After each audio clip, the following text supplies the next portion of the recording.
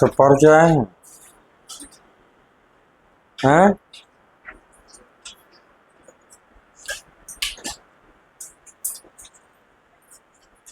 नहीं कि हाँ?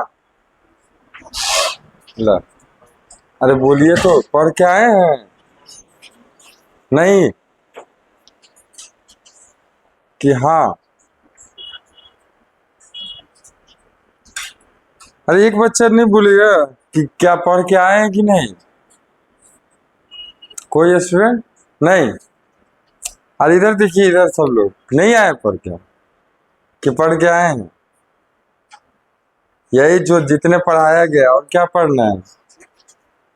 हम्म? और कुछ पढ़ने की हम बात कर रहे हैं? तो जो पढ़ाया गया उसी की बात कर रहे हैं। बोलिए नहीं रहे कोई, क्या बोले? तो सिर्फ हाँ, इधर से ही मतलब टीचर्स ही पढ़ाते जाए, आप नहीं पढ़ेंगे? पढ़ेंगे ना? तो पढ़ के आए हैं? यस या नो? No sir. वाह, इतना देर में वो भी आया नो सर, तो पहले ही बोल देते, है ना? क्या पढ़े थे ये तो बता सकते हैं लास्ट, बताइए। एपरेंट डेप्थ, ठीक है ठीक। लिखिए, टोटल इंटरनल रिफ्लेक्शन।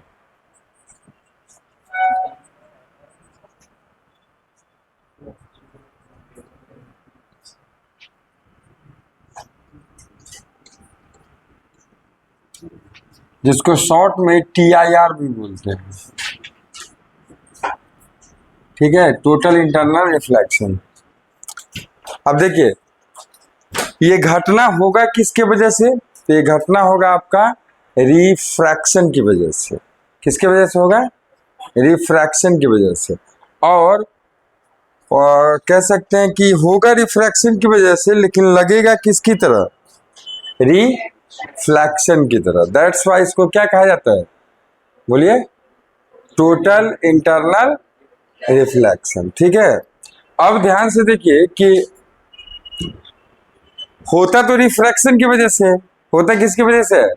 रिफ्रैक्शन की वजह से। अब ध्यान से देखिए, सपोज दैट अगर एक डेंसर मीडियम से रेयर मीडियम में रिफ्रैक्शन हो रहा है, मान लो इसको लिक्विड या ग्लास, कुछ भी डेंसर मीडियम में कुछ भी। अरे डेंसर मीडियम किसको कहते हैं? अरे जिसका रिफ्रैक्टिव इंडेक्स ज्यादा हो कि कम हो? ज्यादा हो, है ना? एब्सोल्यूट रिफ्रैक्टिव इंडेक्स ज्यादा हो, तो उसको आप क्या बोलेंगे? डेंसर। ऑब्वियस सी बात है। तो दो मीडियम रेयर डेंसर जो है हम आइडेंटिफाई कैसे करेंगे? तो जिसकी रिफ्रैक्टिव इंडेक्स ज्यादा है वो डेंसर, और जिसका कम है वो रेयर। तो ये माना गया है कि नीचे या ऊपर कोई एक तरफ, चलो नीचे ही ले लेते हैं, डेंसर मीडियम है, ठीक है। सपोज दैट मान लीजिए लिक्विड ही है, कोई लिक्विड है, ठीक है, ले लीजिए इसको।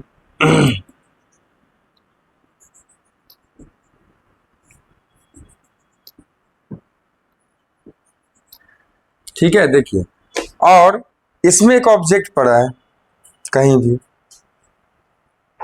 ओ पॉइंट पर, इसका नाम ओ। अब यहां से 3 डायमेंशन में क्या जाएगा? रेज बाहर निकलेंगे। कोई जब लाइट पड़ेगा इस पे, रिफ्लेक्ट होके निकलेगा ना चारों दिशा में। तो इधर भी, इधर भी, इधर तो हमने बनाया नहीं इसलिए इधर शो नहीं करते, सो इधर करते हैं। तो देखिए, एक मान लेते हैं कि ये कैसा निकलना है? नॉर्मल। ये कैसा चला जाएगा? कल ही बताए थे, कैसा जाएगा? नॉर्मली सीधा।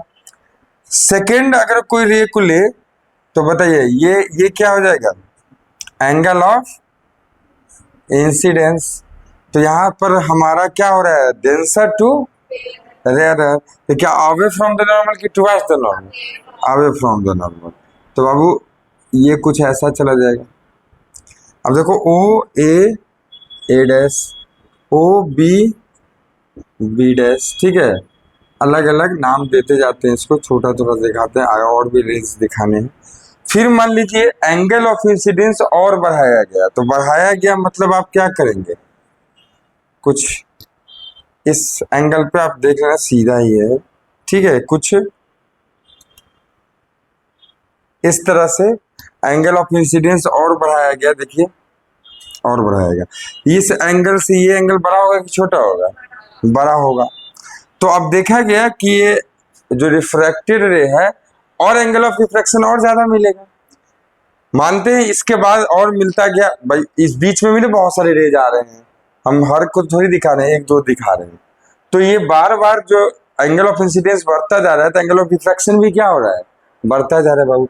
एक समय आएगा कि ग्रेजिंग इमरजेंस हो जाएगा, बोले तो पैरेलल टू द इंटरफेस। अरे समझ में आ रहा है बाबू? ये एंगल एंगल ऑफ रिफ्रैक्शन हो गया ना।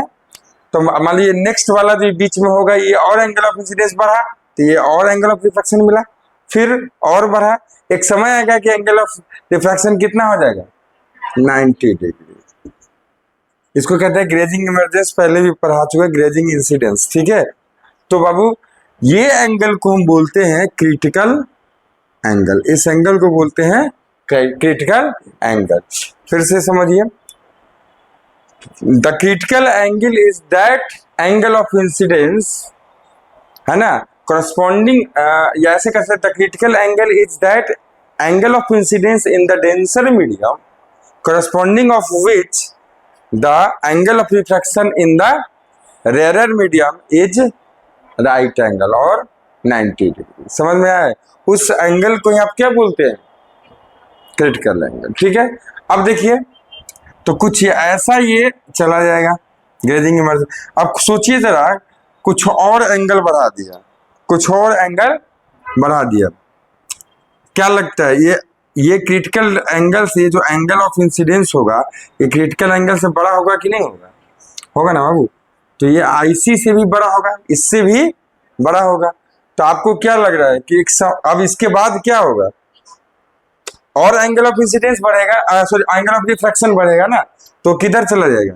जिस मीडियम से गया था उसी मीडियम में वापस। देखिए ये हुआ किसके वजह से है? रिफ्रैक्शन की वजह से। लेकिन अब एरो सबका दे देते हैं, एरो छूटा है, लेकिन ये लग कैसा रहे? रिफ्लेक्शन की तरह। That's why total internal reflection, समझा ना इसका नाम। तो ध्यान से समझिए, इसके दो एसेंशियल कंडीशन है। पहला कि refraction must occurred from denser to rarer. whenever the refraction occurred from rarer to denser, then can TIR possible or not? हो सकता है? नहीं ना, पॉसिबल नहीं होगा। तो for occurring the TIR, total internal reflection, the refraction must goes from denser to, या occurred from denser to rare medium. ये फर्स्ट कंडीशन है, इसको कहते हैं TIR का, टोटल इंटरनल रिफ्लेक्शन का फर्स्ट कंडीशन। सेकेंड कंडीशन कि angle of incidence is greater than the angle of critical, या कह सकते critical angle for given two medium या टू मीडियम्स, ठीक है। तो ये तो दो मीडियम है, इसके लिए एक क्रिटिकल एंगल की वैल्यू होगी, ठीक है। उस क्रिटिकल एंगल से हमारा एंगल ऑफ इंसिडेंस कितना होना चाहिए? बड़ा होना चाहिए, ग्रेटर होना चाहिए, और तभी जाके क्या पॉसिबल होगा? TIR, total internal reflection. तो आपसे कोई पूछेगा कि टू एसेंशियल कंडीशन TIR के लिए क्या क्या है, तो पहला the angle of incidence is greater than the critical angle for the given two mediums. First condition ये है। Second condition is the refraction must occur from the denser to rarer, okay। तो ये पहले तो ये डायग्राम बनाइए।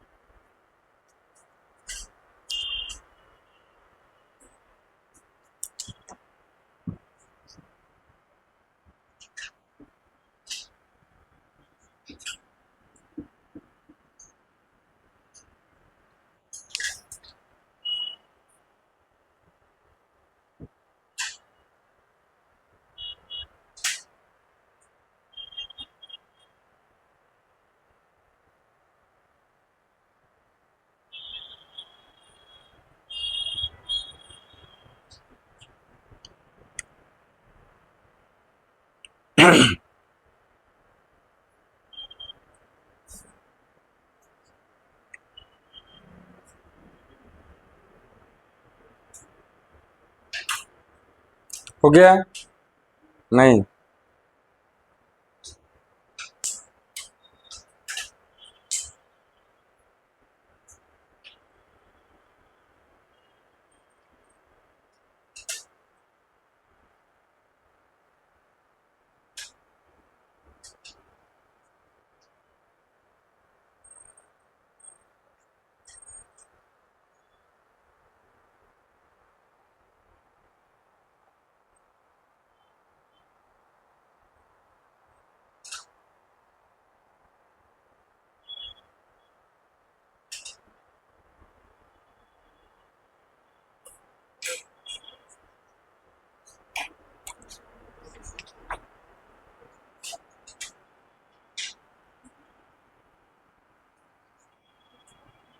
Let us consider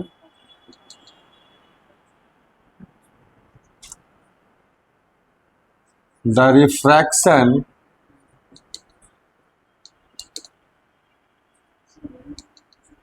occurred from denser to rarer medium as shown in the diagram.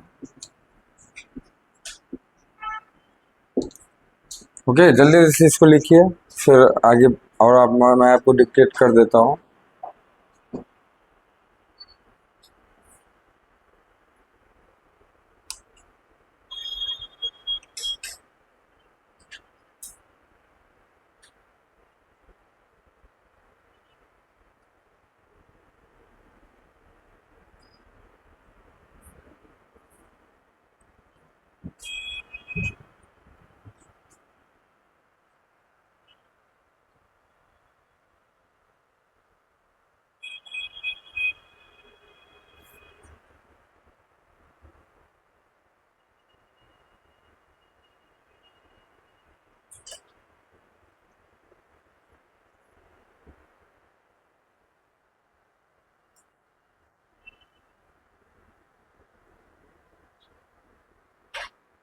लिखिए आगे इसके.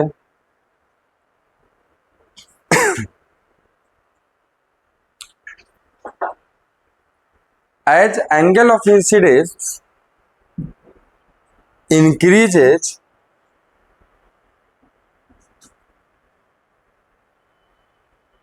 for the different rays, the corresponding angle of refraction for the different rays, comma देखिए, the corresponding angle of refraction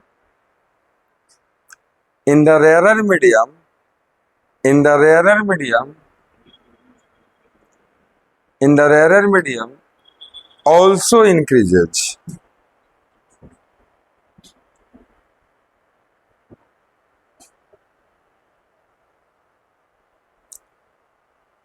ठीक है, फिर paragraph change करके लिखिए. The angle of incidence in the denser medium, जल्दी जल्दी लिखिए जरा. The angle of incidence in the denser medium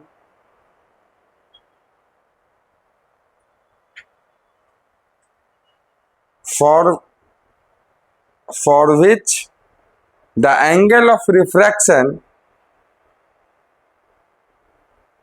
in the rarer medium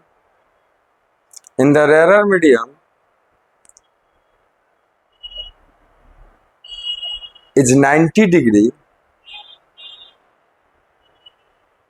is called as critical angle. Is called as critical angle. Bracket में IC लिख लें, ये है ना IC. ठीक है, लिखिए.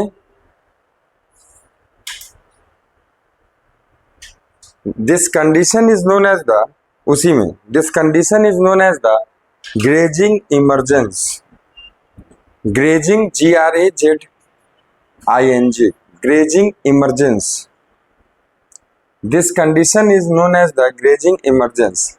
क्रिटिकल एंगल को अंडरलाइन कर देंगे, जहां लिखे ना कॉल्ड एज क्रिटिकल एंगल, है ना, ग्रेजिंग इमरजेंस, ठीक है, और क्रिटिकल एंगल को अंडरलाइन कर लेंगे। नेक्स्ट पैराग्राफ फिर चेंज करिए, एक लाइन छोड़ के लिखिए, if there is greater angle of incidence than the critical angle, if there is greater angle of incidence than the critical angle,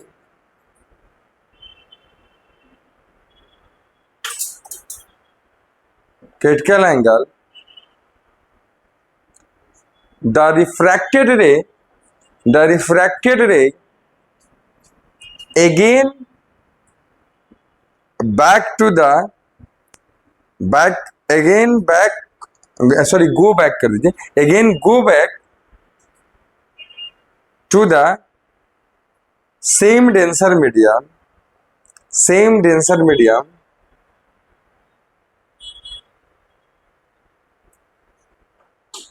comma, this process is called TIR, total internal reflection. This process is called TIR, total internal reflection. इसी में लिखिए, it is occurred due to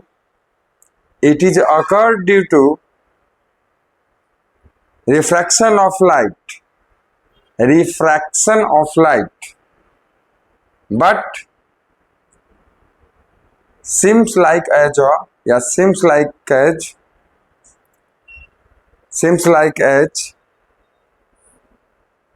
या appears to be, जो भी चलेगा, seems like as reflection L वाला, ठीक है। चलिए अब लिखिए एक छोटी सी heading, conditions for TIR, total internal reflection, conditions for TIR। तो फर्स्ट कंडीशन लिखिए, conditions for TIR, the total internal reflection, condition for total internal reflection. तो पहला लिखिए, the refraction must occur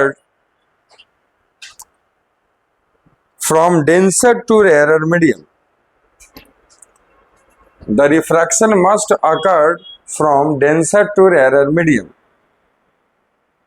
second condition लिखिए 2 नंबर में, the angle of incidence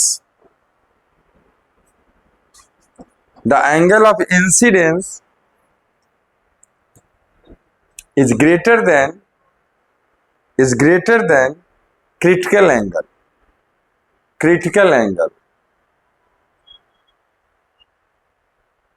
for given two mediums,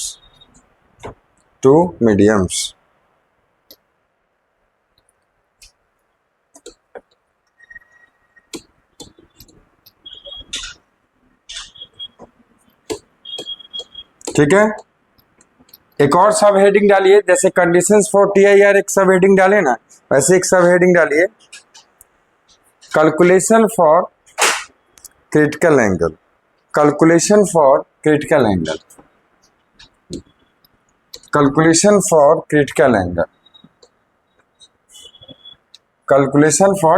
angle. देखिए मान लो बाबू ये रिफ्रैक्टिव इंडेक्स इसका μ1 है, ठीक है, और ये या इसको μ1 मान सकते हैं, इसको μ2 मान सकते हैं, कोई दिक्कत नहीं, अपने मर्जी, ठीक है। और ये डेंसर मीडियम है, मैं ये मान लेता हूं, और इसको मान लेता हूं रेयरर मीडियम। तो आपको पता है कंडीशन कि μ2 जो होगा यार, μ2 क्या होगा बताइए, ग्रेटर देन μ1, ये तो फिक्स है, ये फिक्स है, ठीक है। नेक्स्ट देखिए, जैसे एक रे इंसिडेंट होके आई, ये माना जा रहा है कि यहाँ पर ग्रेजिंग इमरजेंस हो रहा है, ठीक है, ग्रेजिंग इमरजेंस हो रहा है। तो मान लीजिए ग्रेजिंग इमरजेंस मतलब ऐसा होगा, है ना, ये हो जाएगा। तो पता है आपको कि ये एंगल क्या कहलाएगा, IC, और ये एंगल कितना हो जाएगा 90 डिग्री। कोई दिक्कत है नहीं। तो अप्लाइंग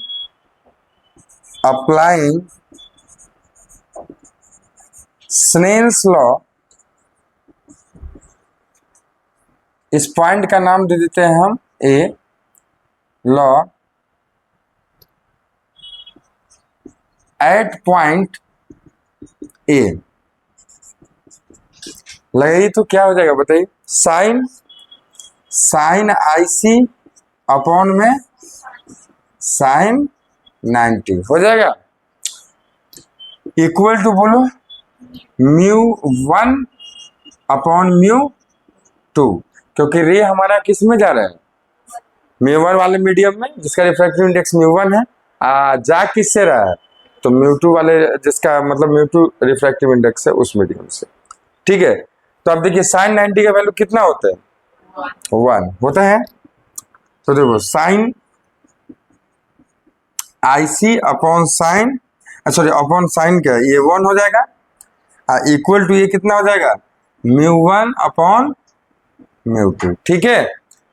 अब ध्यान से देखिए, इसको अगर पलटेंगे या इसको पलट ऐसे, ये क्या है, ये क्या है, रिलेटिव रिफ्रैक्टिव इंडेक्स क्या है, μ1 विथ रेस्पेक्ट टू 2, है ना, relative refractive index of first, अगर इसको फर्स्ट मानते हैं तो first medium with respect to second medium, ठीक है बाबू। तो मतलब आप कह सकते हैं अगर इसको पलटते हैं तो जरा बताइए क्या हो जाएगा, μ2 बाई μ1 इक्वल टू क्या आ जाएगा 1 बाई साइन IC, ठीक है। तो यहां से आप इसको कह सकते हैं refractive index of second with respect to first equal to क्या आया 1 बाई साइन IC, ठीक है। तो ये हमें याद रखना है। एक और बात, if rare medium is air, specially मैं ये बात कर रहा हूँ एयर के लिए। देखिए दो मीडियम के बीच कोई भी रेयर कोई भी डेंसर हो सकता है, जैसे वाटर और ग्लास के बीच में कौन ज्यादा डेंस होगा, तो जरूरी तो नहीं कि हर समय रेयर क्या हो, एयर ही हो। उसमें आप क्या हो गया, ग्लास हो गया डेंसर और वाटर हो गया रेयर। लेकिन अगर स्पेशली अगर कोई कुछ और है, जैसे ग्लास है, वाटर है, कुछ और है, और उसके रेयर मीडियम में कौन सा स्पेशली है, एयर, तब आप जानते हैं कि एयर का रिफ्रैक्टिव इंडेक्स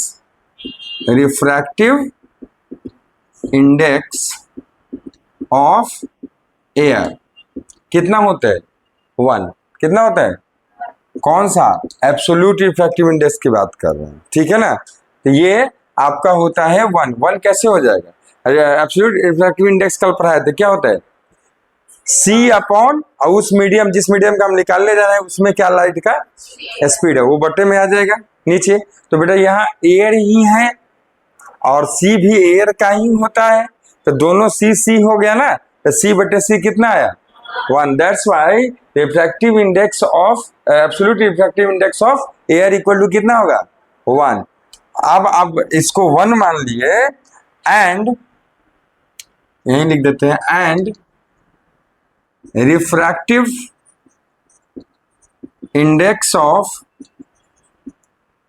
आ गिवन डेंसर मीडियम, जो कि इसमें है एक एयर हो और एक डेंसर मीडियम है, डेंसर मीडियम वो कितना, तो वो हमने स्पेशली मान लिया म्यू, ठीक है। तो ये एब्सोल्यूट हो गया किसका, जिससे लाइट जा रही है, और ये एब्सोल्यूट किसका हो गया, जिसमें लाइट आ रही है। समझ में आ रहा है।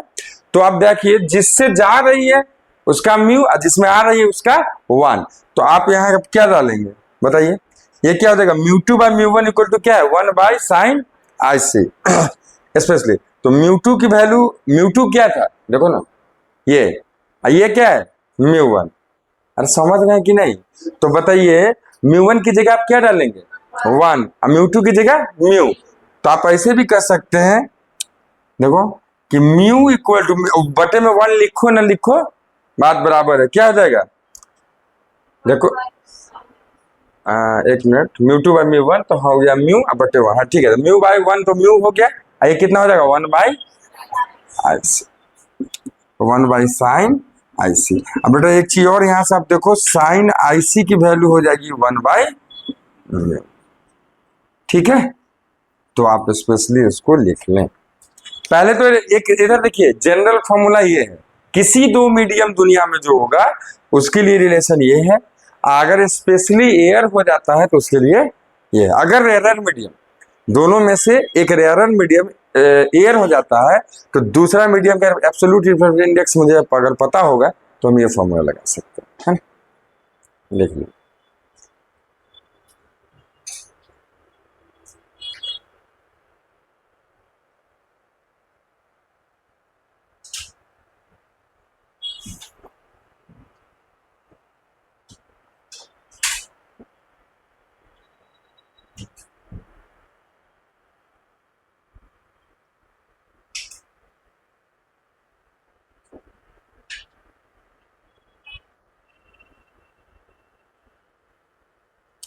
अब इस डायग्राम से आप हमेशा याद रखेंगे क्या म्यू वन लिया गया था, क्या म्यू टू लिया गया था, मतलब किस मीडियम का रिफ्रैक्टिव इंडेक्स म्यू वन था, किस मीडियम का रिफ्रैक्टिव इंडेक्स म्यू टू था, ये एकदम याद रखना है।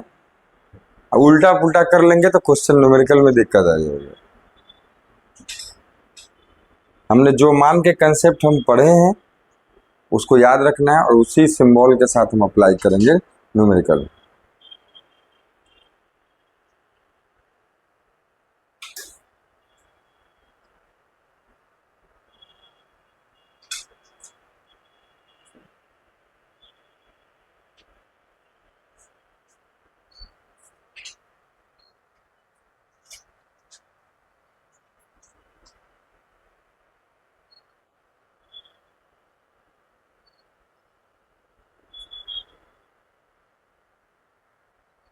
ये टॉपिक क्या था, क्या था topic? Relation between calculation of the, हाँ क्रिटिकल एंगल। हाँ तो देखिए क्रिटिकल एंगल के लिए कैलकुलेशन हम कर लिए, कैसे क्रिटिकल एंगल निकलेगा।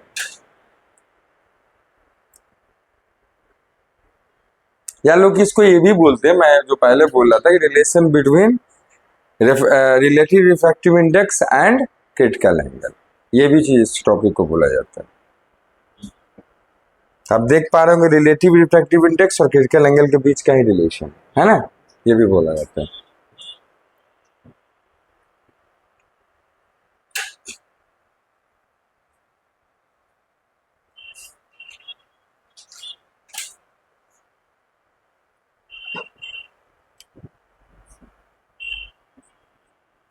हो गया?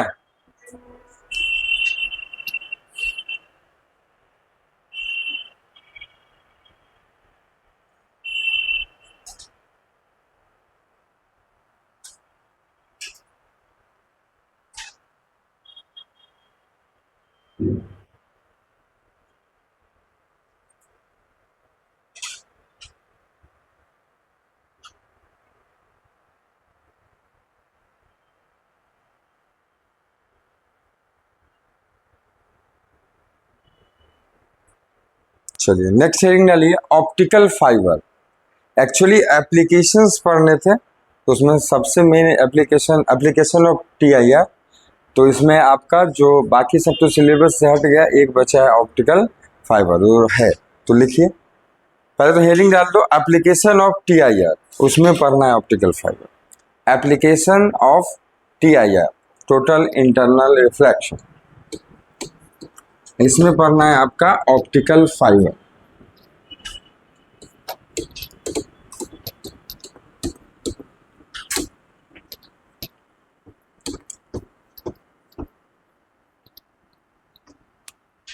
ठीक है, तो ऑप्टिकल फाइबर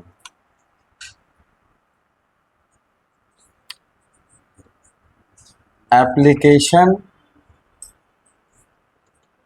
ऑफ टीआईआर, इसमें पढ़ना है आपको ऑप्टिकल फाइबर। देखिए ये जो बनाया गया है मतलब ऑप्टिकल फाइबर एक ऐसा कह सकते हैं मीडियम है एक तरह से, है ना। अब देख सुने होंगे कि अगर डाटा को हमको बहुत दूर भेजना है, एक शहर इवन एक टाउन से दूसरे टाउन, है ना, इतने इतने दूर वो ऑप्टिकल फाइबर केबल जो है ये बिछाया जाता है। आप देखेंगे हाईवे के किनारे किनारे, है ना, जमीन के अंदर से भी ले जाया जाता है, ठीक है। तो वही जमीन के अंदर से ही ज़्यादातर जाता है और वही कॉमनली यूज किया जाता है। तो ऑप्टिकल फाइबर जो केबल है इसका खासियत क्या है कि कम से कम डाटा का लॉस करे बिना इंफॉर्मेशन को या डाटा को एक जगह से, सिग्नल को एक जगह से दूसरी जगह इजीली ट्रांसफर कर देता है, ठीक है। एक्चुअली कोई हमारा इलेक्ट्रिकल सिग्नल होता है ना, उसको हम क्या करते हैं ट्रांसड्यूसर, अगर मतलब बीटेक जो करते हैं उनको पढ़ना रहता है, तो ट्रांसड्यूसर एक इक्विपमेंट होता है, डिवाइस होता है, जिससे हम क्या करते हैं सिग्नल को एक फॉर्म से दूसरे फॉर्म में चेंज करते हैं। तो आपका इलेक्ट्रिकल सिग्नल्स को लाइट सिग्नल में कह सकते हैं कन्वर्ट किया जाता है, ठीक है। अब फिर लाइट सिग्नल के द्वारा ऑप्टिकल फाइबर के मीडियम बनाकर इसको भेजा जाता है बहुत लॉन्ग रेंज के लिए। ये कम से कम लगभग 99.9999 मतलब लगभग आइडियल आप कह सकते हैं कंडीशन 100 to 100% डाटा एक जगह से दूसरे जगह ट्रांसफर हो जाता है, ठीक है, विदाउट एनी लॉस। और वहाँ पर फिर जो भी होता है उसको यूटिलाइज कर लिया जाता है, ठीक है। वहाँ पर भी ट्रांसड्यूसर लगाया जाता है और आगे फर्दर जो है वो हमें यहाँ भी नहीं जानना, हमें जानना है कि ऑप्टिकल फाइबर क्या है, कैसे वर्क करता है। तो आप देख रहे हैं application of TIR, application of total internal reflection में हम पढ़ रहे हैं, तो कहीं न कहीं इसका यूटिलाइज ये करता होगा, तभी तो यहाँ पढ़ा जा रहा है, ठीक है। तो समझिए ध्यान से क्या होता है। अगर ऑप्टिकल फाइबर जो हमारा केबल है इसमें दो चीजें होती है, ध्यान से देना, दो परत होती है। एक इंटरनल जो आपका सिलिंड्रिकल शेप का रहता है उसको हम, उसमें भी एक मीडियम होता है, उसको हम कहते हैं कोर। जैसे देखिए ये इसका कोर है, कोर कहा जाता है, इस मीडियम को कोर कहा जाता है। और कुछ एक मोटा उसके ऊपर एक परत होती है, ठीक है, उसको कहा जाता है क्लैडिंग। क्या कहा जाता है? क्लैडिंग। तो आप ध्यान से देखिए एक और परत होती है इसके ऊपर, ठीक है, कुछ ऐसा, और इसको कहा जाता है क्लैडिंग। जो एक और परत इसके ऊपर होती है, एक और परत जो होती है इसके ऊपर, ठीक है, इसको कहा जाता है क्लैडिंग।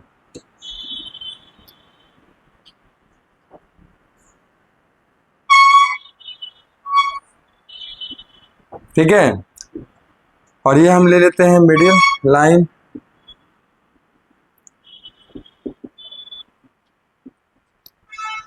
ठीक है बाबू, यहां देखो, अब जब भी अब इसको कहा जाता है, लिख देता हूं, इस मीडियम को कहा जाता है क्लैडिंग और इसको कहा जाता है आपको जो इंटरनल है उसको कहा जाता है कोर। ठीक है, याद रखिएगा मीडियम जो ये वाला कोर है इसका रिफ्रैक्टिव इंडेक्स ग्रेटर होता है क्लैडिंग से। तो आप एक बात को समझिए कि ये जो मीडियम है ये डेंसर हुआ किसके रिस्पेक्ट में? बाहर वाले परत, बाहर वाले मीडियम के रिस्पेक्ट में, तो वो रेयर हो गया इसके कंपैरिजन में। तो अब लाइट अगर एक बार इंटर कर जाएगी लाइट सिग्नल तो निकलना चाहेगी, जैसे ही निकलेगी तो उसको कौन सा रिफ्रैक्शन मिलेगा? मतलब कह सकते हैं denser to rarer, denser to rarer. जैसे ही डेंसर टू रेयर मिलेगा तो आप जान रहे कि अगर बार बार एंगल ऑफ इंसिडेंस हमारा अगर उस दोनों मीडियम का जो क्रिटिकल एंगल होगा जो भी वैल्यू होगी उसकी उससे ज्यादा अगर मिल जाएगी तो क्या होगा? टोटल इंटरनल रिफ्लेक्शन, और लाइट बाहर नहीं निकल पाएगी, सिग्नल बाहर नहीं निकल पाएगी। अब बार बार उसी में टोटल इंटरनल रिफ्लेक्शन वो होता रहेगा और एक इंड से दूसरे इंड तक डाटा इजिली पहुंच जाएगा। समझ आ रहा है? तो अब जैसे देखिए ध्यान से, मान लेते हैं कि एक सिग्नल हमारा, इसमें एक लाइट सिग्नल इंटर किया, ठीक है, ये एंगल जो है नॉर्मल के साथ, अब देख पा रहे होंगे इंटरफेस है, ये इंटरफेस है, इधर एयर है और इधर क्या है, एक मीडियम। समझ आ रहा है? लाइट सिग्नल जैसे ही इंटर करा, ये क्या कौन सा एंगल हो जाएगा बताओ? Angle of incidence. और कहीं ना कहीं ये जो लाइट सिग्नल गया, इसको सीधा जाना चाहिए था, लेकिन एयर तो आप कंटिन्यू नहीं है, तो आपको पता है कि ये एरर है और अंदर में डेंसर है, तो क्या होगा, कहीं ना कहीं ये, समझ में आ रहा है ना आपको? ये क्या हो जाएगा, कहीं ना कहीं ये टर्न करेगा, मतलब कि किसकी तरफ, टुवार्ड्स द नॉर्मल, यही है, टुवार्ड्स द नॉर्मल। और इस एंगल को हम क्या बोलेंगे बाबू, बोलो? R, angle of refraction. अब देखो ध्यान से, यहां पे जब ये पहुंचेगा तो फिर से ये मीडियम, अगर यही वाला कोर वाला मीडियम अगर कंटिन्यू होता तो ये सीधा जाता रहता, लेकिन ऐसा कंडीशन तो है नहीं, बाहर में क्या है, रेयर। ठीक है, तो ये क्या होगा, फिर से TIR होगा या ग्रेजिंग इमरजेंसी हो सकता है यहाँ पे। तो होता क्या, मान लेते हैं कि देखिए जब ये बाहर चला, इतना कम हो रहा, सपोज देखो ये क्या होगा, बताइए, एक एंगल होगा, अगर ये एंगल ऑफ इंसिडेंस इन दोनों मीडियम के बीच के क्रिटिकल एंगल से ज्यादा होगा तो क्या होगा, TIR। अगर दोनों के बीच के दोनों मीडियम के बीच के क्रिटिकल एंगल का बराबर होगा तो क्या होगा, ग्रेजिंग। अगर उससे कम होगा तो क्या होगा, बाहर निकल जाएगा, कुछ कुछ तो एंगल ऑफ रिफ्लेक्शन मिलेगा लेकिन बाहर निकल जाएगा। समझ में आ रहा है? तो बाहर ना निकले उसके लिए क्या होना चाहिए, I इज ग्रेटर देन, इस जगह के I is greater then IC, और होना चाहिए कि नहीं होना चाहिए। तो मान लेते हैं कि उसकी वैल्यू हमको निकालनी है, ठीक है, तो मान लेते हैं कि सबसे पहले तो अगर बराबर होगी तो क्या होना चाहिए, ग्रेजिंग इमरजेंस।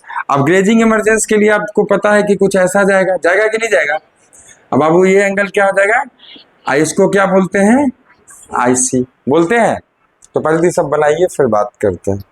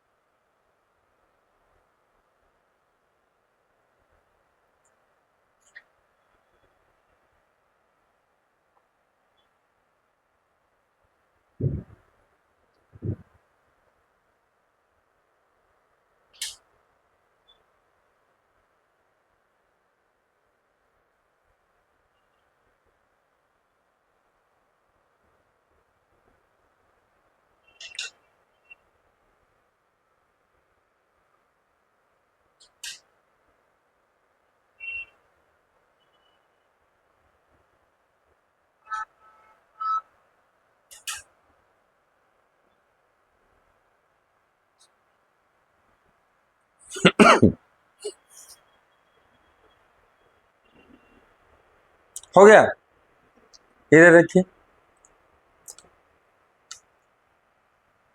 इस पॉइंट का नाम देते हैं A, इस पॉइंट का नाम देते हैं B, ठीक है। तो देखिए अप्लाइंग, आप बोर्ड पे देखना, applying Snell's law at point A, at point A। देखिए ध्यान से, मान लेता हूं मैं कि ये है μ1 और ये है μ2 रिफ्रैक्टिव इंडेक्स। क्लैडिंग का कितना है, μ1, और कोर का कितना है, μ2, मतलब डेंसर का μ2 है और रेयर का, और ये भी क्लियर कट है यहाँ कि कौन डेंसर मीडियम है, अंदर वाला कि बाहर वाला, अंदर वाला, मतलब क्या है, μ2 इज ग्रेटर देन μ1। इस बात को भी याद रखना है, ठीक है, ये आप याद रखेंगे, ठीक है। अब देखो ये सारी बातें तो हम कर लिए, अब यहाँ देखते हैं पॉइंट पर, इस पॉइंट पर अगर स्नेल्स लॉ लगाएंगे तो बताइए क्या आ जाएगा, sine I upon sine R। आगे बोलिए, किधर से किधर ज्यादा है, इधर तो एयर है, इधर तो एयर है, तो इसका रिफ्रैक्टिव इंडेक्स कितना होता है, 1। इधर जा किस में रहा, μ2 वाले में, जा किस में रहा है, म्यू2 वाले में, तो आप क्या लिखेंगे बताइए, म्यू2 बाय 1 होगा। अब यहां से बाबू देखो ध्यान से, मैं अगर साइन आई का वैल्यू लिखूं तो क्या आ जाएगा बोलिए, ये ऊपर चला जाएगा, तो क्या लिखेंगे बोलिए, म्यू2 साइन आर हो जाएगा। लिखिए,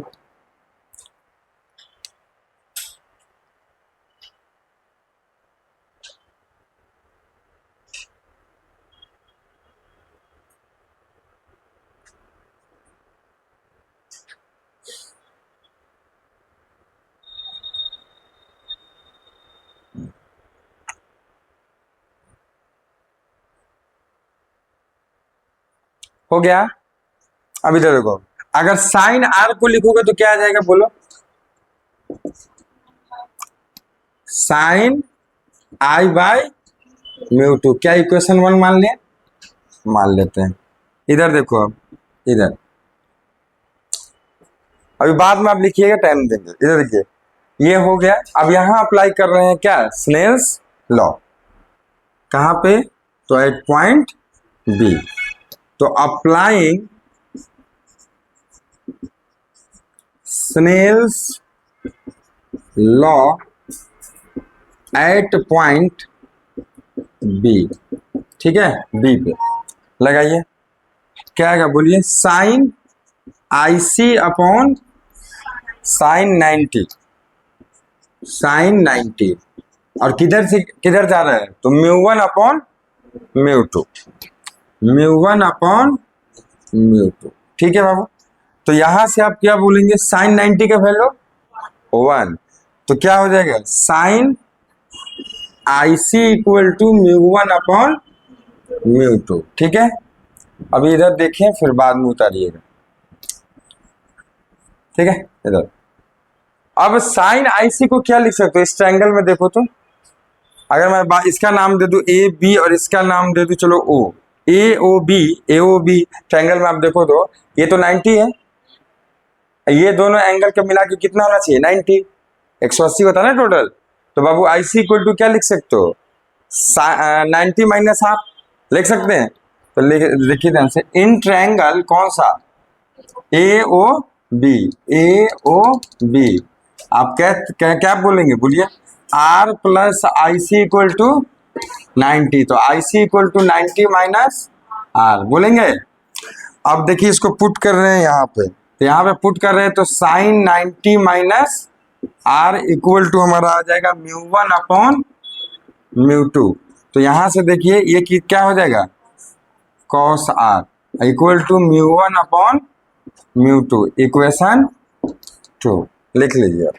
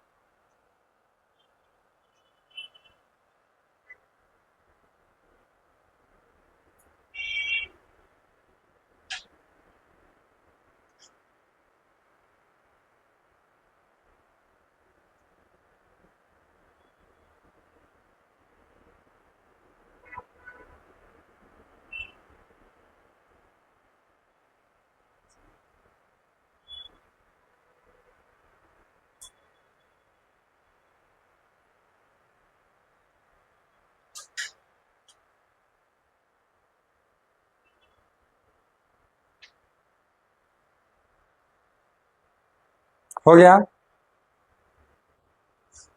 अब कुछ नहीं लिखिए, squaring the equation 1 and 2 and adding, squaring and adding the equation 1 and 2, ऐसा भी लिख सकते हैं, squaring and adding the equation 1 and 2।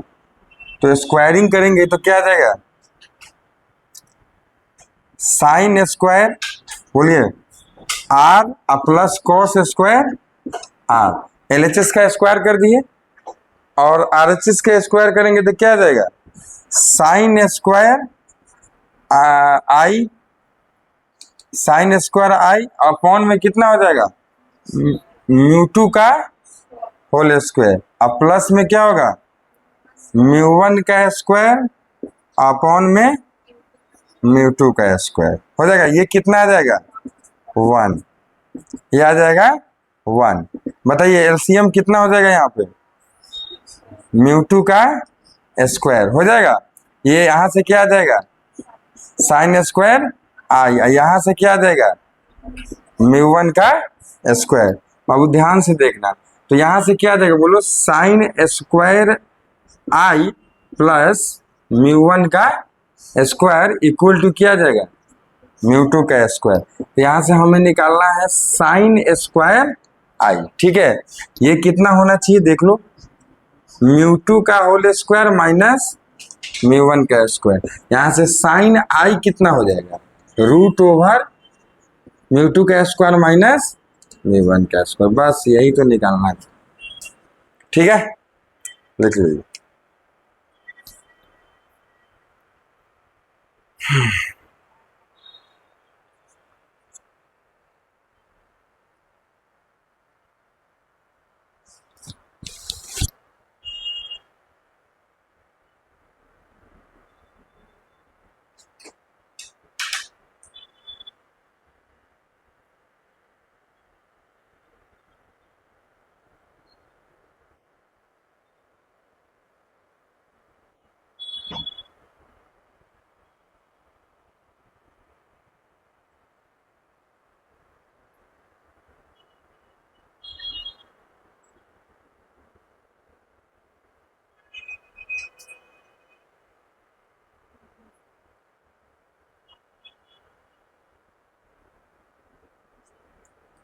हो गया।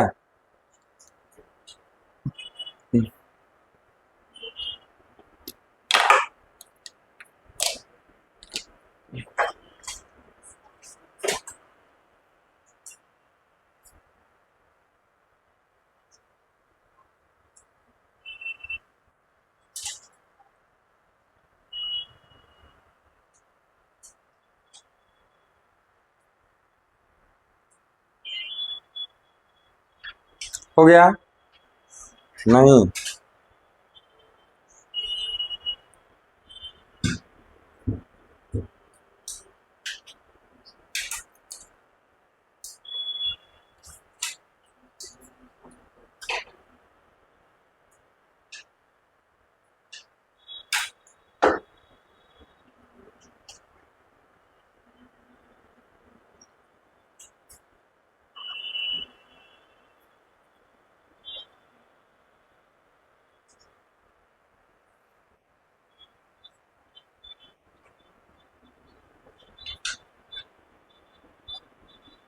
हो गया ना। अब इधर देखिए, यहां से आपको क्या चीज का वैल्यू मिल जाएगा आई का है ना। देखो आई इक्वल टू क्या आ जाएगा, साइन उधर जाएगा तो इनवर्स में आ जाएगा, ये आ जाएगा, आई का वैल्यू मिल जाएगा। और आई अब हम कितना रखेंगे इस एंगल पे, हमको जो भी यहाँ से आई का वैल्यू मिलेगा वो आई क्या होगा बोलो, किस कंडीशन के लिए है ना। इस समय पर इस आई पर क्या मिलेगा, ग्रेजिंग इमरजेंस, क्या मिलेगा ग्रेजिंग इमरजेंस। तो ऑब्वियस सी बात है कि इस यहां से देखो, अगर हमको टोटल इंटरनल रिफ्लेक्शन चाहिए तो हमको आईसी जो है क्या होना चाहिए, एंगल ऑफ इंसिडेंस क्या होना चाहिए, आईसी से बड़ा होना चाहिए। समझ में आ रहा है ना, तो यहाँ से हमको पता चल जाता है, समझ में आ रहा है। और आईसी बड़ा होना चाहिए, ये बढ़ेगा तो बताइए आर घटेगा कि बढ़ेगा, घटेगा। आर क्या होगा, छोटा होगा, तो आई भी क्या होना चाहिए, थोड़ा और छोटा, क्योंकि आई जितना है उसके अकॉर्डिंग जो अभी एंगल हमको मिला है, तो एंगल ऑफ रिफ्लेक्शन अगर यहाँ पर स्मॉल होगा तो एंगल ऑफ इंसिडेंस भी क्या होगा, छोटा। समझ आ रहा है। तो कहने का मतलब जो भी आई की वैल्यू पर हमें ग्रेजिंग इमरजेंस मिली है, उस for the total internal reflection I should be smaller than the previous value, ठीक है। तो यहाँ के बाद आगे लिखिए, यार समझ आया कि नहीं। हाँ तो लिखिए, एक बार और दिखा समझा देते, समझिए एक बार। पता नहीं मेरे को सेटिस्फैक्शन नहीं मिल रहा चेहरा देख के। इधर देखिए, ये इस वैल्यू पर बताइए, ये जो एंगल आई का मिलेगा यहाँ से, ठीक है, ये एंगल पे, इस एंगल ऑफ इंसिडेंस पे आपको क्या मिलेगा, टोटल इंटरनल रिफ्लेक्शन। क्या मान के आप ये एंगल निकालेंगे, ग्रेजिंग इमरजेंस ना, तो पैरेलल चला जाएगा ना, टोटल इंटरनल रिफ्लेक्शन तो हुआ नहीं। अब समझिए टोटल इंटरनल रिफ्लेक्शन अगर कराना है तो जो भी एंगल ऑफ इंसिडेंस जो अब आएगा वो क्या होना चाहिए, आईसी से बड़ा कि छोटा, ज्यादा होना चाहिए। और ये बढ़ेगा तो बताइए ये तो नहीं ना घटेगा, ये तो 90 रहेगा। अब ये दोनों का सम 90 था, यहाँ लिखा हुआ है दोनों का सम क्या था 90। तो ऑब्वियस सी बात है आईसी की वैल्यू अब बढ़ेगी, ये बढ़ेगा तो आर छोटा ना होगा, तभी ना दोनों जोड़ के क्या होगा, तो बेटा आर छोटा हो जाएगा। तो बताइए एंगल ऑफ डिफ्रैक्शन छोटा तो करस्पॉन्डिंग एंगल ऑफ इंसिडेंस भी क्या होगा, उससे कम होगा ना। तो सिंपल सी बात है, समझ गए। तो लिखिए for total internal reflection, the total internal reflection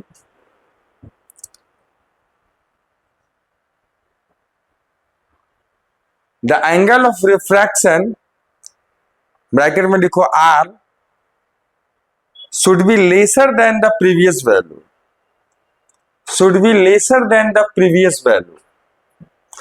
For total internal reflection, the angle of refraction bracket में लिखिए r should be lesser than the previous value, and hence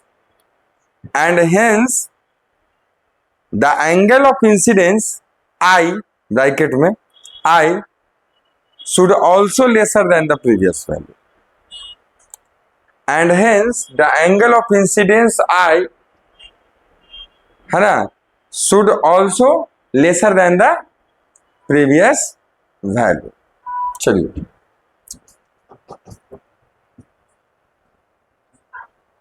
okay, तो खत्म। एक और बात, आप ये कहेंगे सर कि ये ऑप्टिकल फाइबर को डिफाइन सर कैसे करेंगे, है ना। तो अगर डेफिनेशन लिखना है तो नीचे में लिख लीजिए, शुरू में लिखा सकते थे, चलिए बाद में लास्ट में लिखवा दे। डेरिवेशन हो गया, आपको समझा दिए हुए, तो लास्ट में लिख लो क्या ऑप्टिकल फाइबर क्या है, मतलब ये लिख लीजिए it is the medium in which the data or information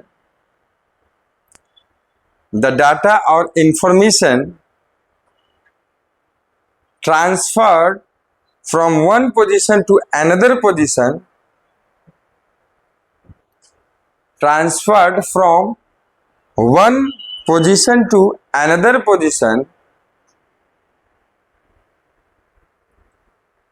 with minimum data loss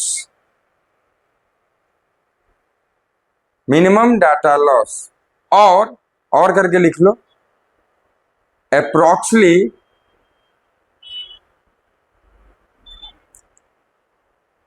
no data loss, ठीक है, लगभग कोई डाटा लॉस के बिना पहुंच जाता है, ठीक है। तो अब देखिए यहां पर खत्म होता है ऑप्टिकल फाइबर, सब कुछ मैंने बता दिया इसका, ठीक है। नेक्स्ट आता है हमारा refraction from the curved surfaces, है ना, refraction from the curved surfaces. तो हेडिंग डाल refraction from the curved surfaces.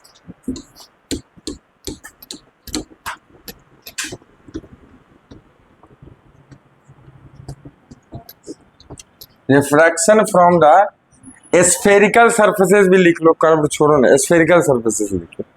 Curved भी वही बात है, यहाँ पर कर्व्ड का मतलब स्फेरिकल ही होता है। रिफ्रैक्शन फ्रॉम स्फेरिकल सरफेसेस,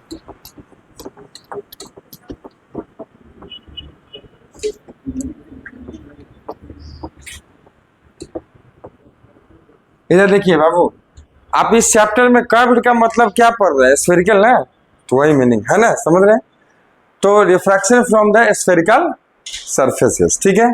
इसमें अब क्या क्या है बताओ, स्फेरिकल सरफेसेस कितने प्रकार के पड़े हैं, कौन कौन, कॉनकेव एंड कॉन्वेक्स, ठीक है, कोई दिक्कत नहीं। तो बाबू एक पहले पढ़ लेते हैं कॉनकेव या कॉन्वेक्स, और दूसरा फिर पढ़ लेंगे एक, है ना।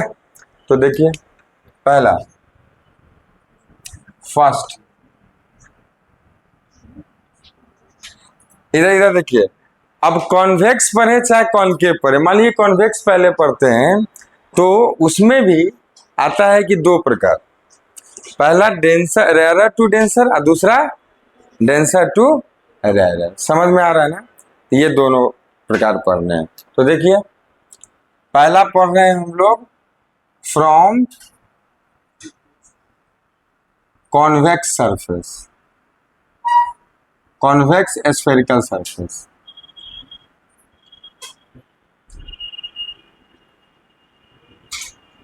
ठीक है, इसमें फर्स्ट पढ़ रहे हैं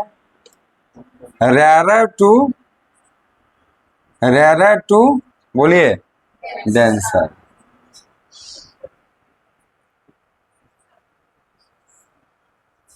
इसमें हंसने की क्या बात है? रेयरर टू डेंसर नॉर्मल सी बात है। चलिए रेयरर से डेंसर अब देखते हैं। देखिए इधर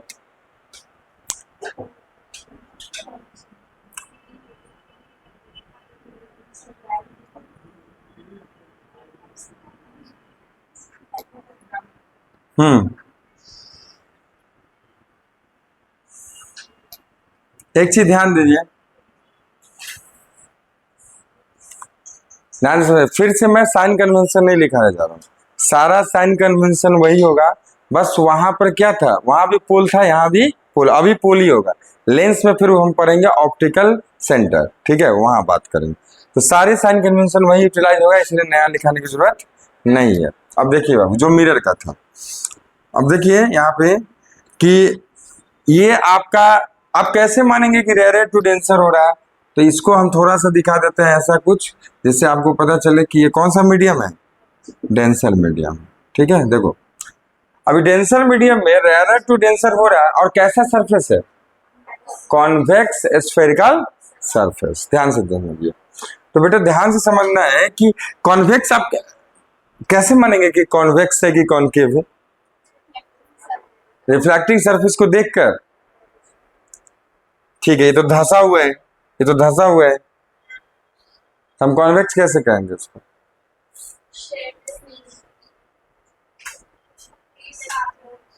आगे वाला देखेंगे, उधर से क्यों देखें, हम इधर से देखेंगे, मेरी मर्जी। पॉलिश तो इसमें है ही नहीं, पॉलिश वाला काम खत्म, मिरर में था, यहाँ का। तो उससे क्या होता है, अब डेंसर टू रेयरर होगा तो उससे क्या होता है?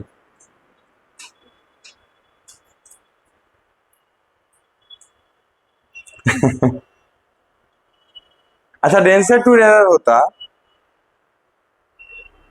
और कॉन्वेक्स सरफेस होता, ठीक है, सुनिए ध्यान से मेरी बात को पहले, चाहे रेयरर से डेंसर हो, डेंसर टू रेयरर हो, फर्क उससे नहीं, फर्क आपको ये देखना है कि डेंसर मीडियम किधर है और रेयरर मीडियम किधर है। ध्यान से समझिए, रेयरर किधर है, इधर या इधर?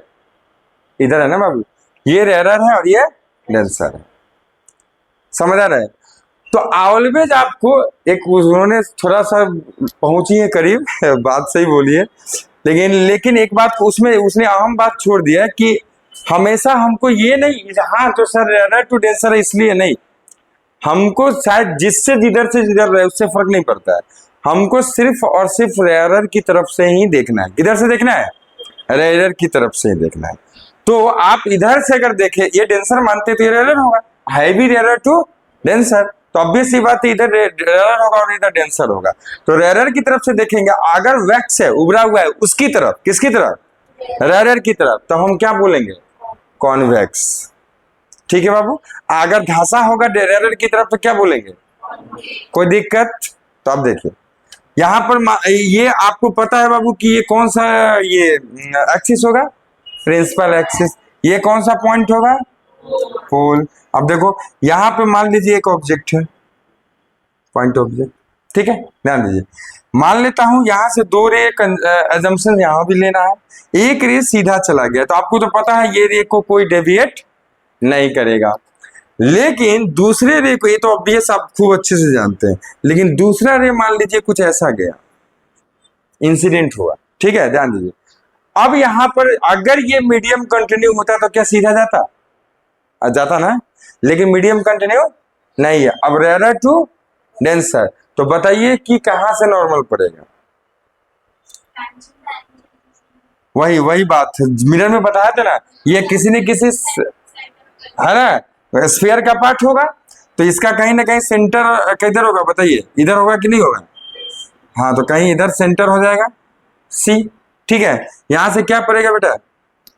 नॉर्मल। ये कौन सा एंगल बोलो, जल्दी जल्दी बोलिए, एंगल ऑफ इंसिडेंस। तो बताइए, जाना था ऐसा, लेकिन due to the medium change किधर होगा?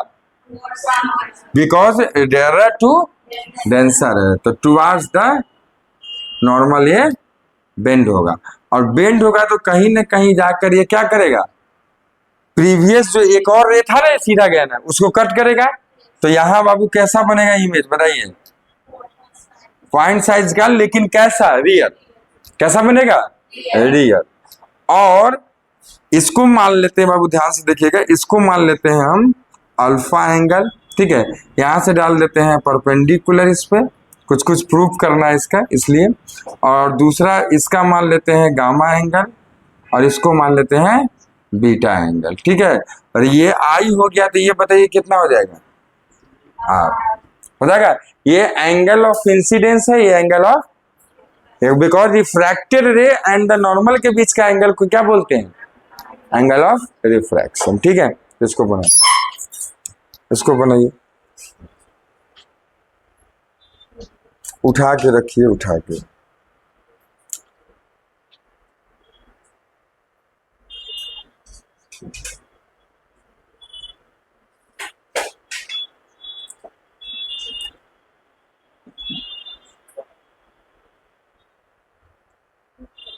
उसको खड़ा हो जाते हैं, उसको ऐसे उठा के रख लेते, तो आवाज नहीं आती है ना।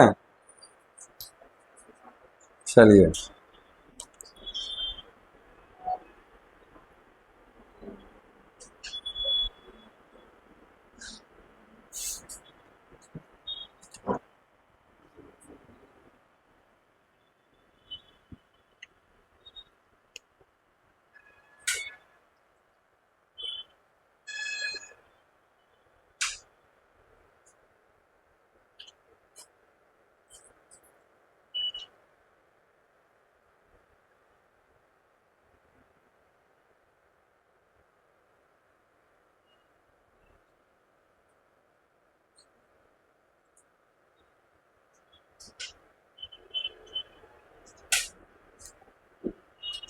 चलो इसका नाम देते हैं ए पॉइंट, इसका नाम देते हैं एम पॉइंट। ठीक है, एम, जहां हमने परपेंडिकुलर डाला था।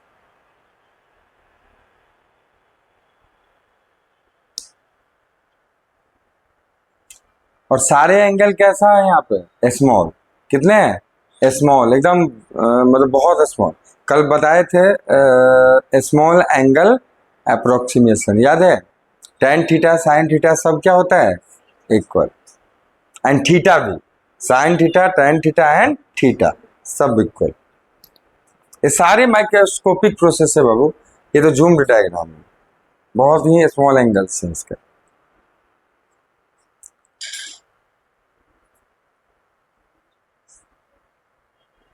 हो गया? तो देखिए इधर,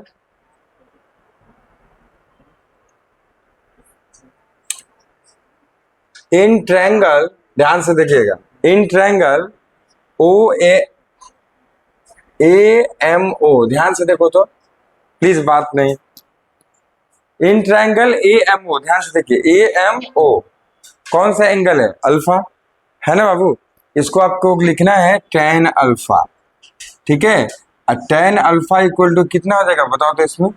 am बाई एम ओ, बोल सकते ना? am बाई एम ओ, नहीं बोल सकते? चलिए,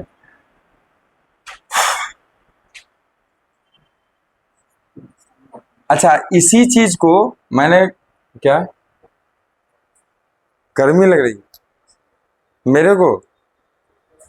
लग रही है तो लग रही, क्या करे अब, काम तो काम है ना, चलाना से चला दो थोड़ा देर के लिए, फिर बंद कर दीजिए।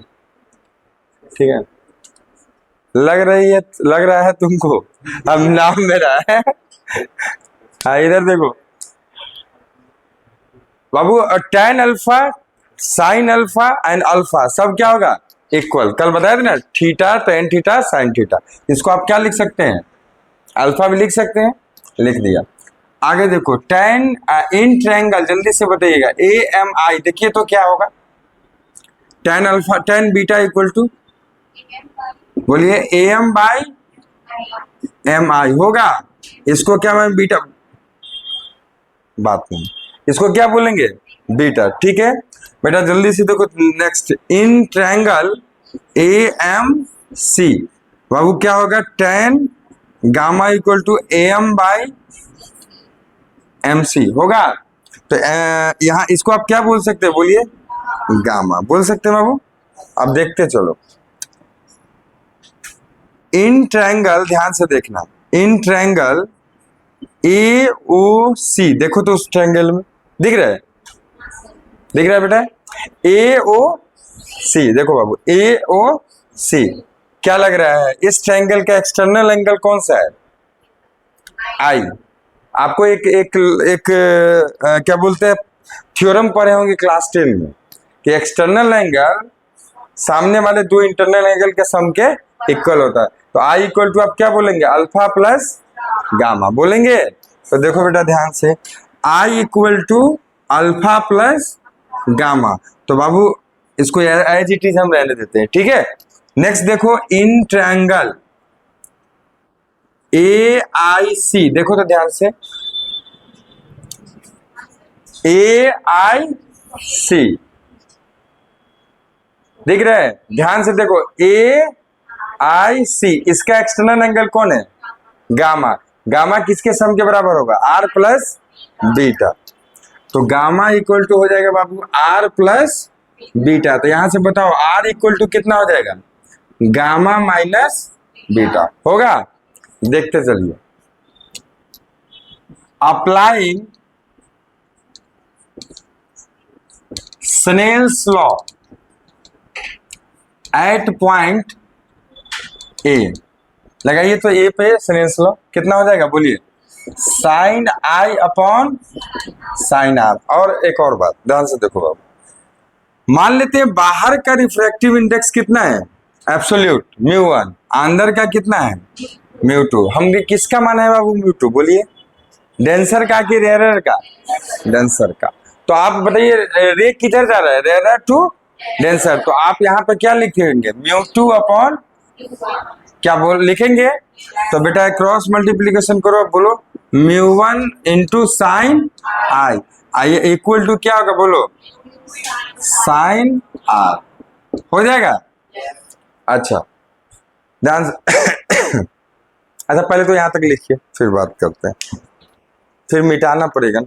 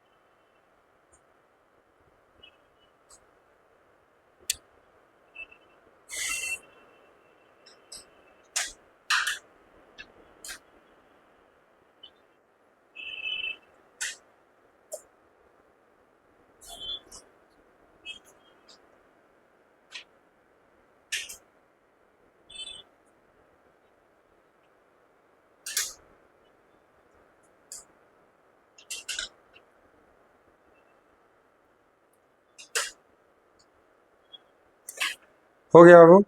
पांचों लोग इधर देखिए लड़की, कोई दिक्कत कहीं? बोलिए ठीक है। इधर सब लोगों को चलिए। तब इधर देखो बाबू, नेक्स्ट आपको मैंने बोला है कि स्मॉल एंगल के लिए बाबू साइन थीटा, टेन थीटा और थीटा सब क्या होता है आपका इक्वल। तो बाबू आप साइन आई को क्या लिख सकते हो? आई लिख सकते हैं, लिख सकते हैं। सारे एंगल है स्मॉल एंगल, तो बताइए ये कितना हो जाएगा? Mu one into I equal to क्या हो जाएगा? Mu two into R. किससे लिखे हैं? तो स्मॉल एंगल अप्रोक्सीमेशन कल बोले थे, इसीलिए चर्चा कर दी। ये कितनी बार चलेगा अब गिनती नहीं है। अब आगे भी जो कंटेंट आएंगे उसमें भी आएगा, जैसे कि ऑप्टिकल इंस्ट्रूमेंट्स पढ़ेंगे वहां भी आएगा। तो देखिए mu one I equal to mu two R, ठीक है। इसको मान लेते हैं बाबू क्या है? Equation one. तो put the values of, value कर दो, value of I and R in equation one. ध्यान से देखिए, इक्वेशन वन में पुट करना है हमें, ठीक है। इक्वेशन वन कहाँ है? यहाँ है। आई और आर का वैल्यू कहाँ है? देखो यहाँ है। आई कितना है? Alpha plus gamma. आर कितना है? तो ठीक है बाबू, तो ये है म्यू वन। देखिए क्या है? अल्फा प्लस गामा, ठीक है। और इधर कितना है बोलिए? Mu two gamma minus beta, gamma minus beta, ठीक है। अब देखिए ध्यान से, इसकी भी वैल्यू कहीं ना कहीं है। कहाँ है? अल्फा बीटा और गामा। अल्फा कितना था? हाँ, तो बोलिए mu one into A M by बोलो M O plus A M by M C हो जाएगा। इधर है बाबू एम टू, बोलिए A M by M C minus A M by M I होगा। क्या मुझे ए एम इधर से भी कॉमन लेके इधर से भी लेके कट कर सकते हैं? तो खत्म। तो अपना आके क्या गया बोलिए? Mu one upon M O plus mu one upon M C equal to mu two upon M C. इधर आ जाएगा आपका mu two upon M I. क्या कोई दिक्कत है? तो बना लिखिए।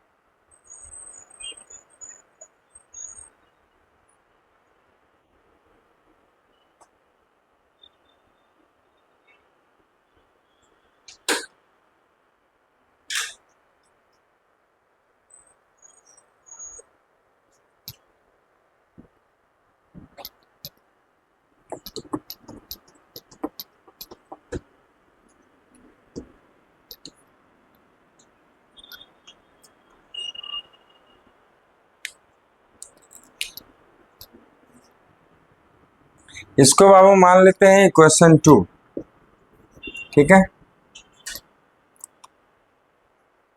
अब देखिए from sign convention,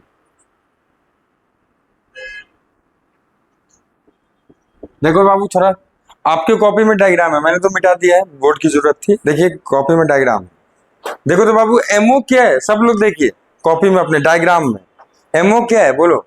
object distance. अरे पी और एम क्या है? इतनी स्मॉल है कि पी और एम वैल्यू पॉइंट को क्या माना जाएगा? एक ही पॉइंट। नहीं समझे? अच्छा एक लाइन और लिखवा ही देते हैं, चलिए यहाँ तक लिख लिए, लिखवा ही देते, पता चला कभी पढ़ने बैठे तो सर कैसे लिखिए। ये सब बहुत ही स्मॉल एंगल से, तो बहुत पास है वो दोनों पॉइंट। तो लिखिए the M and P point is very near to each other.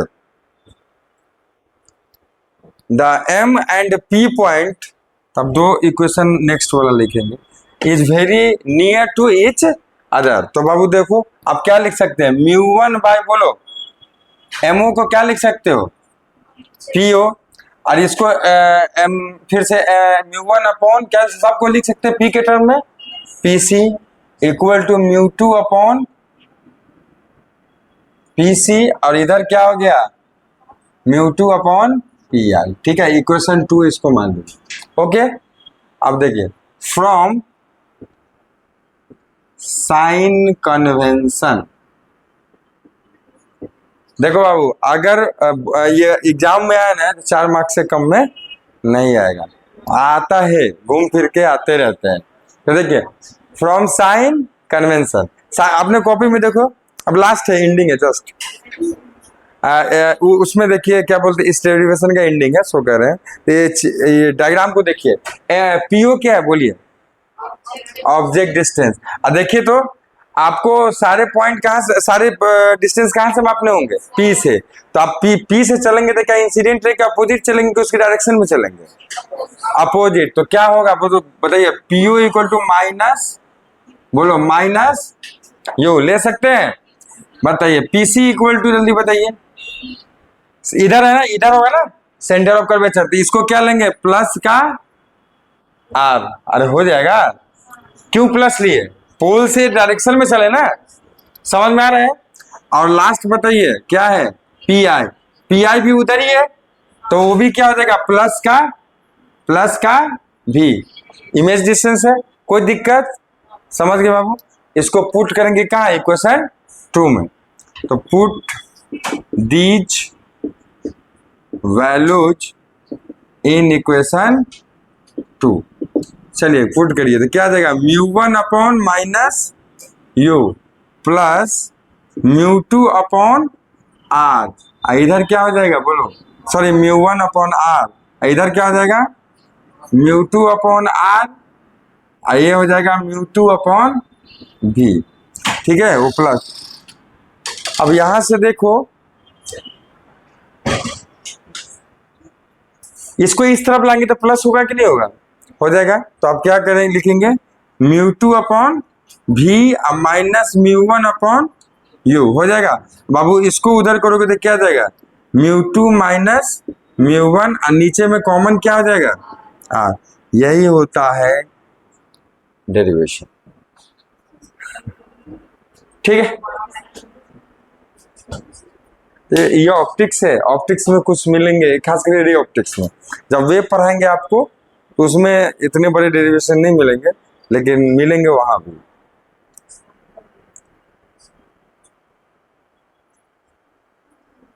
तो मेन आपको याद रखना है mu by V minus mu by U equal to mu minus mu upon R. ठीक है,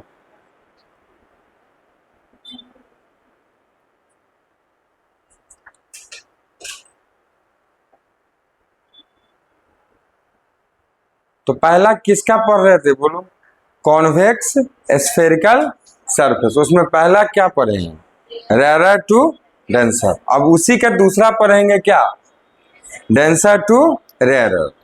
ठीक है बाबू, अब डेरिवेशन अलग हो जाएगा, वह यहाँ जो म्यू2 है वहां म्यू1 हो जाएगा, है ना, बस फर्क इतना का पड़ेगा, क्योंकि अभी दिखाएंगे, चलिए इसको कल करेंगे उस चीज को।